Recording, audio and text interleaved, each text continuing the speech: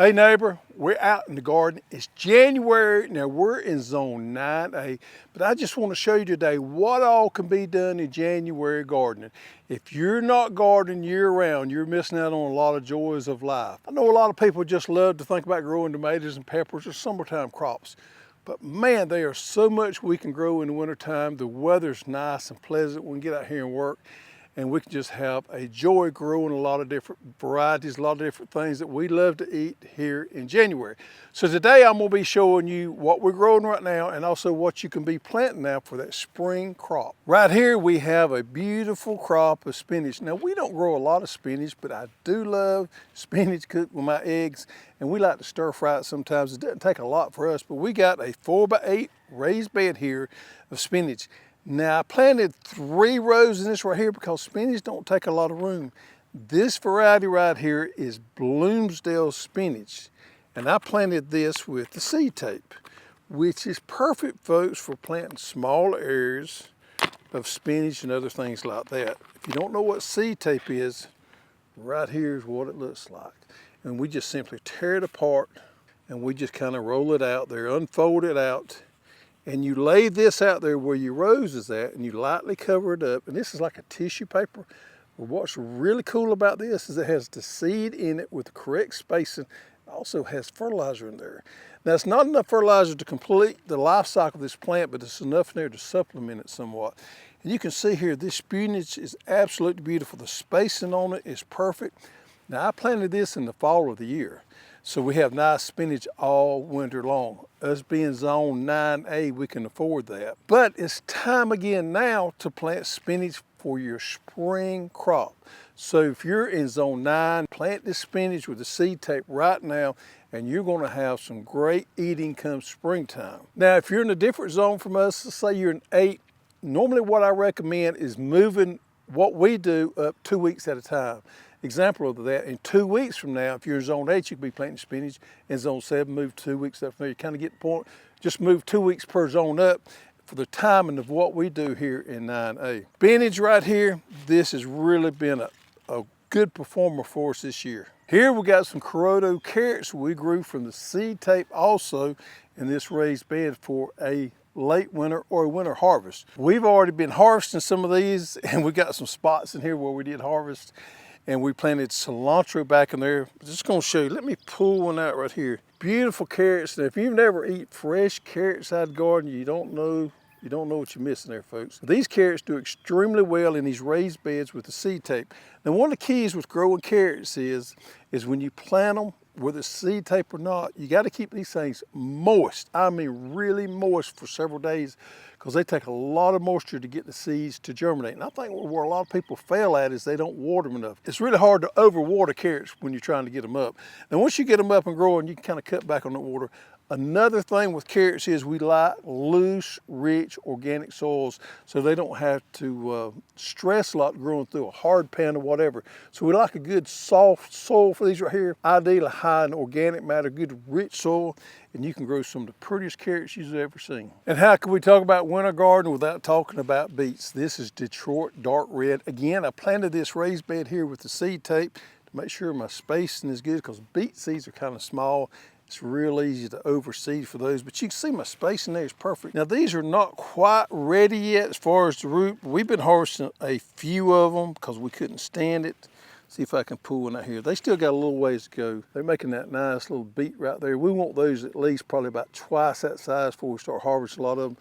You may not know this about beets, but you can also eat the foliage on them as well. What I love about Detroit dark red is they are so pretty. Look at the veins, the color of the veins throughout that leaf right there. Now, there again, beets, just like the carrots I just mentioned, now's the time to plant them for a spring harvest if you live in the deep south like we do. Now here's one you may not be so familiar with. This is Aspabroc, which is real similar to the head type broccoli that we love to grow, but this one's a little different.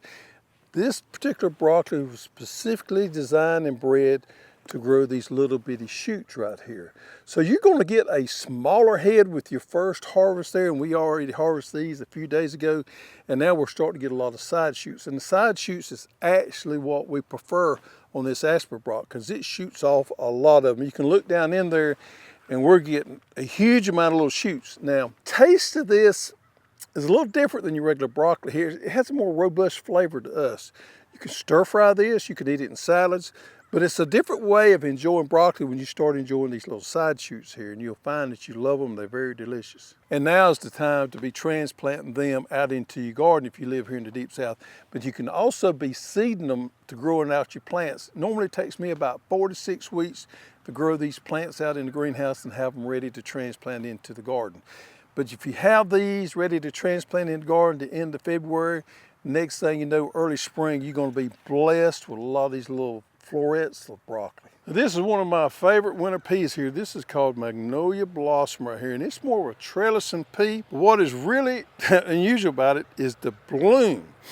Look how beautiful that bloom is. It's one of the only peas that I know blooms like this. Now, this is an edible pea that you can grow out and you can eat it. It's putting some pods on right here. You can eat it as a sugar snap. It's wonderful, but it's what's so deadgum great about it is it's just so beautiful to grow. It is a trellising type. Now we've got it growing here in our green stalk, along with some snapdragons in there.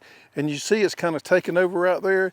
So it's getting a little unwildy on us, but that's okay. We understood it was going to do that, but we're putting on pods here, but we're enjoying these great blooms right here. A lot of people like to take these blooms and garnish their plates with them, but it is probably my favorite English pea type or winter pea to grow because simply of the bloom there. And we got some garlic growing. We got a variety of soft neck and a variety of hard neck growing. Now for us, this deep in the South, it's always a gamble growing garlic because we need a lot of cold weather to make big, beautiful garlic. And we don't always get that this far in the South here. But we like to plant it from time to time. It's fun to grow. It's easy to grow. We got plenty of beds this time of year, so it's always something we can put in there. And if we make a good harvest, it's all wonderful to have good garlic come springtime. Now this is a little small raised bed of Georgia Southern Collard, which is the most popular collard that we sell, period. It's an old heirloom variety that everybody just loves. I also like to grow the Alabama Blue. I've grown it several different times, but we seem to go back and forth between that top bunch and the Georgia Southern Collard. But everybody loves that Georgia Southern Collard. And you know what? It doesn't take a lot to feed you. You can crop these right here. And this little bitty raised bed here is going to produce several meals for us because we can crop them off. Now we normally grow bigger plots than this, and I got a bigger plot growing up there. But if you just got a small raised bed, collards are easy to grow during this time of the year. Now there again, this is my fall crop that I planted. Now again is the time to plant your spring crop of collards, so going into springtime, you have plenty of these to enjoy. Something that I didn't think we could grow here in the South for several years, but we do a wonderful job with it, is Marengo celery. That's right, neighbor, celery. We do a wonderful job growing celery in the wintertime. It's kind of a cool season crop. It doesn't like the hot weather. So our winter times are ideal for growing this celery here. Look how beautiful it is. This Marengo variety works great for the home gardener because it's easy to grow there. And man, we in love growing our own celery. They're again fall crop. Now again, it's the time to plant this for a spring crop. You need to plant it pretty soon here if you're going to get a spring crop here in the South, because it will get too hot for it come the end of May and 1st June. You definitely want to be through with it before then. This here, neighbor, is Jade Cross Brussels Sprouts. I planted them in this little small raised bed.